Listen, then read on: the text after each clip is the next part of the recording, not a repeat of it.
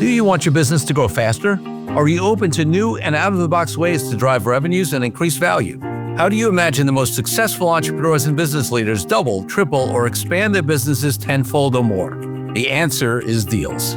This is a weekly podcast featuring conversations with business owners, executives, and leaders as we reveal behind-the-scenes details that give you, our listeners, the confidence to pursue your own deal-driven growth. On this show, we discuss a huge variety of deals, everything from large, complex mergers and acquisitions, capital raising, joint ventures, strategic alliances, real estate, affiliate and sponsorship deals, franchising, and more. My name is Corey Kupfer, and I've been supporting deal-driven growth for businesses for over 35 years as a successful entrepreneur, professional negotiator, and attorney. My goal is to help you strategize, plan for, find, and complete deals that will help your company grow faster. Welcome to the DealQuest Podcast. Let's get started.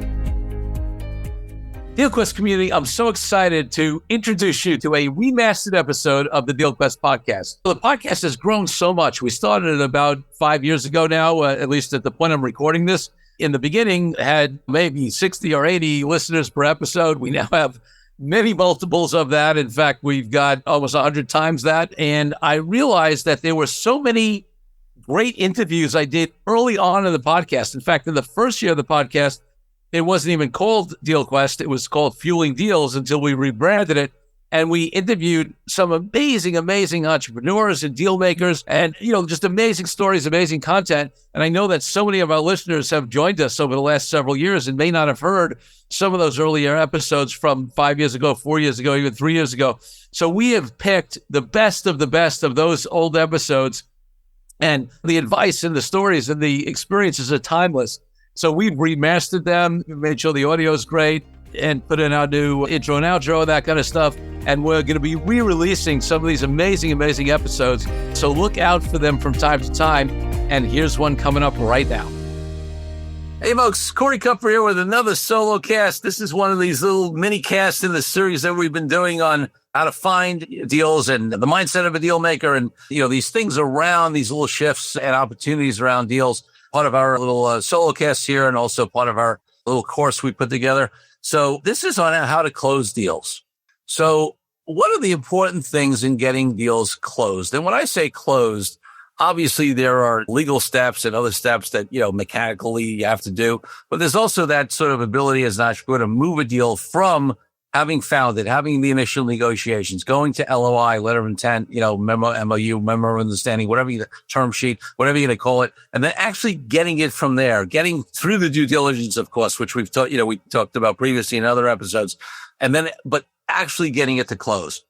So let me start out by talking about basically how you don't do that well, okay? And one of the first mistakes that people do that hurts them in getting a deal closed is that they mentally get to the point where the deal's already closed in their mind even before it's closed.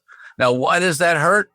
Well, because what could happen is if you think that at the point you've signed the deal's already closed, you're not going to necessarily focus on the things that you have to do to make sure it gets closed. Like, for example, making sure your due diligence is clean, that there's nothing that's going to come up that the other side will find that could blow the deal.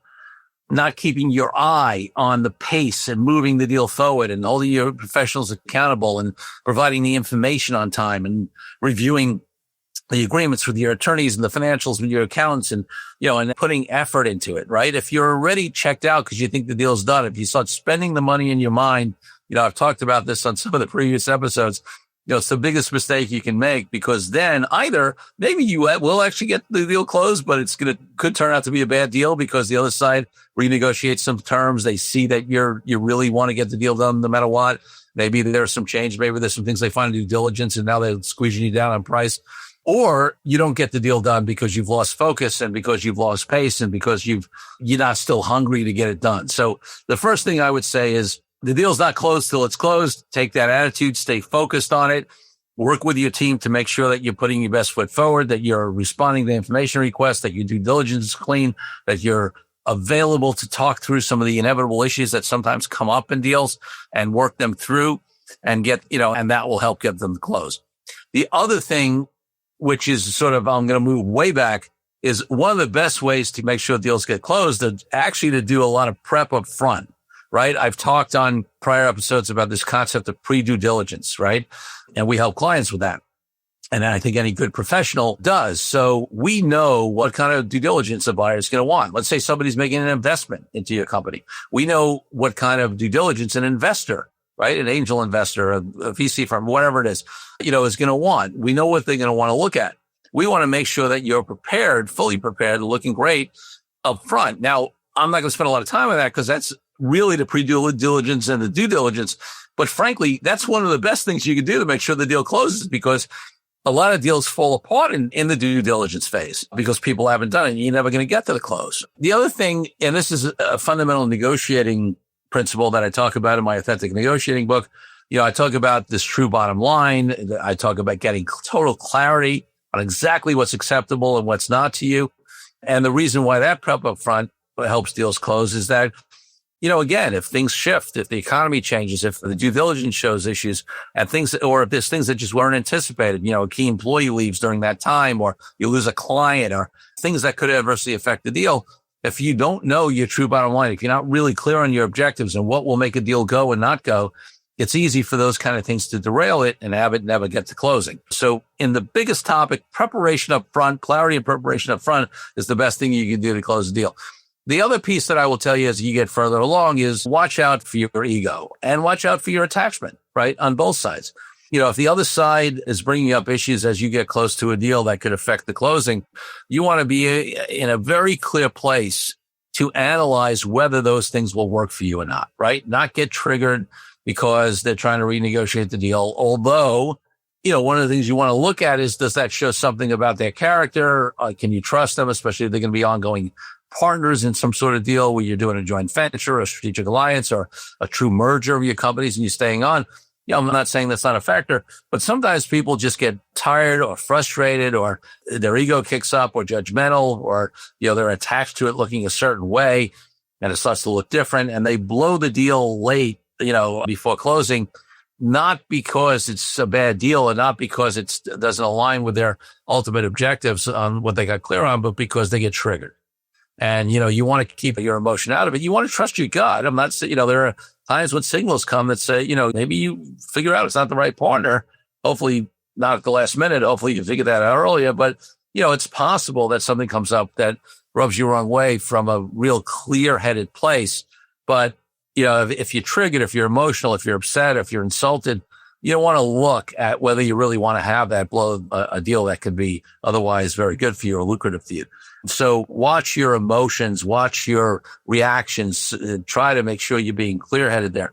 The other thing is, you really want to make sure that anybody that's relevant on your team and or on the team on the other side is aligned, because I've seen deals not go to closing because the main principals think they have it aligned, but then they go out to some key employees or minority owners or the money guys or whatever, so to speak. And, what they expect buy-in, they expect alignment, and then it doesn't come. And that could adversely affect getting the deal closed. So there's always a balance between the decision of when you let other people in your organization or when your counterpart lets other people in their company in on the deal, the balance between confidentiality, not, especially let's say you're selling your company, not being in play on the marketplace, not having employees get spooked, and the fact that if you bring key folks in that could adversely affect the deal too late and you miscalculate their ability to buy in, it could affect the ability to close the deal at the last minute. So listen, there are probably 100 other things we could talk about in terms of getting deals closed. But, in this short overview of solocast, I just want to hit some of the big ones. So, keep your emotions in check, keep your eye on the ball, make strategic decisions on when to bring in the key stakeholders and personnel and make sure that they're aligned. You trust your gut, but don't let triggering emotions adversely affect it. And then, work well with your team and professionals to keep the pace of the deal going so that you don't lose a deal because people either lose interest or, just the momentum dies down. So those are some thoughts on getting deals closed, folks. You definitely will hear more if you listen to the various episodes I've had with guests, on that topic as well. And appreciate you, DealQuest community. See you next week. Thank you for joining me on this episode of DealQuest, where we help you understand how deal-driven growth can be your ticket to freedom. If you are interested in finding out more about my law firm, the services we provide to entrepreneurial and growing companies across industries all over the country, and my partner Brian Megan and I, and my amazing team, just head over to kupferlaw.com. That's kupferlaw.com. And if you want to follow more of my content, head over to my LinkedIn page where I post regularly. I'm Corey Kupfer.